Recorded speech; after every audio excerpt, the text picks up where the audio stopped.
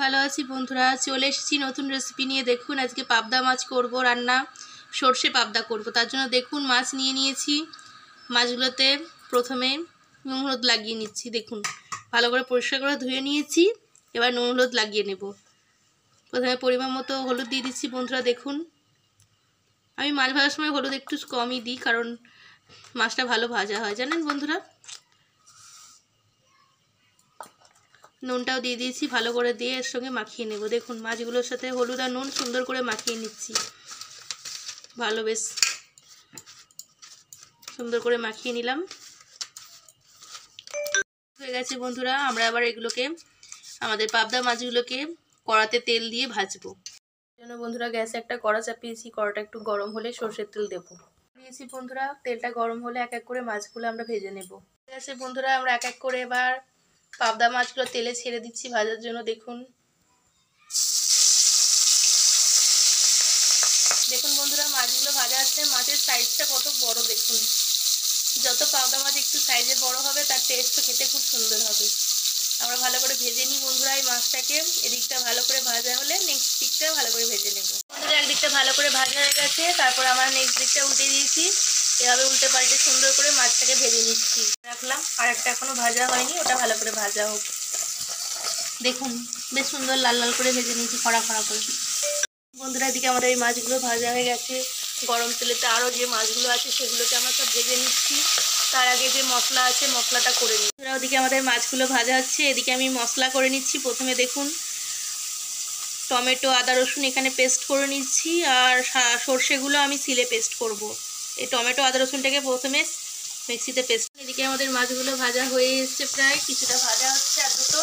আর আমার মশলা বাটা হয়ে গেছে, আর আমরা সর্ষেটা এবার বেটে নেব ওই মাছগুলো ভাজা হওয়ার পর। সিলেতে আমরা সাদা সর্ষে কালো সর্ষে বেটে নিচ্ছি। দেখুন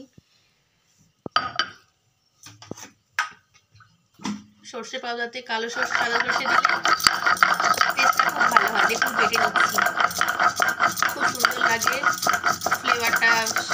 সাদা সর্ষে কালো সর্ষে মিক্স করে সবসময় দেওয়ার চেষ্টা করবেন, দেখবেন ফ্লেভারটা বেশি সুন্দর আসে। আমরা বেটে নিই বন্ধুরা।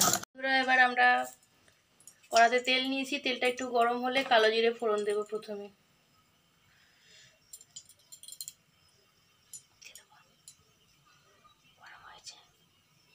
তেল গরম হয়ে গেছে, আমরা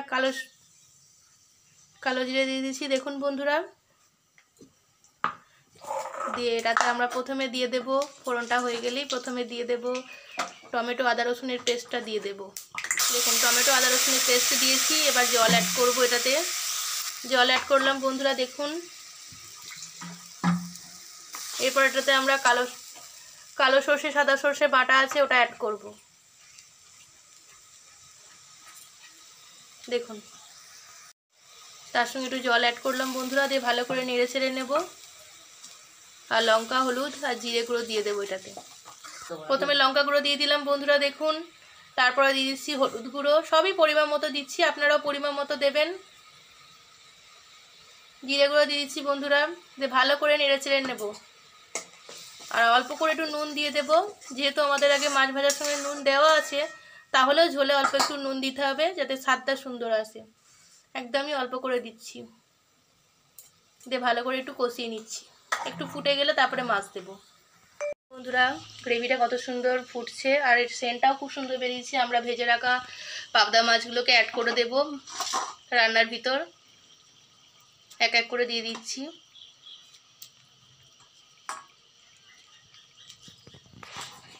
বন্ধুরা সব মাছগুলো দিয়ে দিয়েছি, ভালো করে একটু ফুটে যাক। একটু ফুটে গেলে তার উপর থেকে আমরা চেরা কাঁচা লঙ্কা ছড়িয়ে এটা পরিবেশন করে দেব।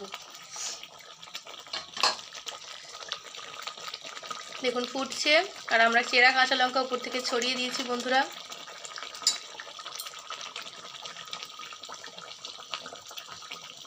দিয়ে নামিয়ে নেব এটাকে। সর্ষে পাবদা রেডি, রান্না কমপ্লিট হয়ে গেছে।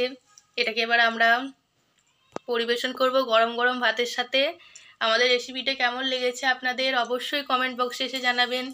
ভিডিওটি ভালো লাগলে চ্যানেলটি সাবস্ক্রাইব করে পাশে থাকুন বন্ধুরা। পাশে থাকা বেল আইকনটি প্রেস করুন যাতে ভিডিওর নোটিফিকেশান সবথেকে আগে আপনার কাছে পৌঁছয়। সবাই সুস্থ থাকবেন, ভালো থাকবেন। টাটা বন্ধুরা।